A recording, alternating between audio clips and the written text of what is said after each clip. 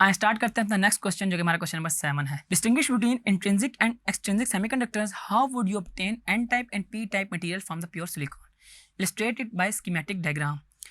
आपने पूरा टॉपिक पढ़ा है इंट्रिंसिक और एक्सट्रिंसिक सेमीकंडक्टर का, जिसमें आपने देखा कि इनमें क्या फ़र्क है, इंट्रिंसिक सेमीकंडक्टर्स कौन से होते हैं, एक्सट्रिंसिक सेमीकंडक्टर्स कौन से होते हैं, और आपने अब इसको स्कीमेटिक डायग्राम से एक्सप्लेन भी करना है। मैंने आपको बताया कि जो हमारे पास प्योर सेमीकंडक्टर्स होते हैं उनको हम यूजुअली इंट्रिंसिक सेमीकंडक्टर भी कहते हैं, यानी कि इसके अंदर किसी किस्म की इम्प्योरिटी ऐड नहीं हुई होती, और अगर हम उसके अंदर इम्प्योरिटी ऐड कर दें तो वो हमारे पास प्रोसेस जो है वो डोपिंग कहलाता है, और इम्प्योरिटी हम 1 × 10⁻⁶ की रेशो से ऐड कर रहे होते हैं। और अगर हम किसी इंट्रिंसिक सेमीकंडक्टर में कोई इम्प्योरिटी ऐड कर दें तो वो इंट्रिंसिक सेमीकंडक्टर हमारे पास एक्सट्रिंसिक सेमीकंडक्टर्स बन जाते हैं।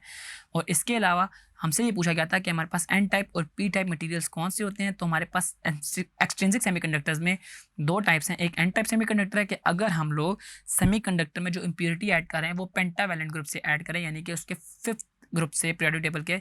और हमारे पास 5th में जो सबसे बेस्ट एग्जांपल है वो फास्फोरस की, अगर हम फास्फोरस को सिलिकॉन में ऐड इन कर दें तो वो हमारे पास एन टाइप एक्सट्रिंसिक सेमीकंडक्टर्स होते हैं। जबकि अगर पी टाइप की बात की जाए तो उसमें हम ट्राइवेलेंट इम्प्योरिटी को ऐड करें। ट्राइवेलेंट इम्प्योरिटी से मुराद है मेरे पास 3rd ग्रुप से जो एलिमेंट हम उठाते हैं पीरियोडिक टेबल से,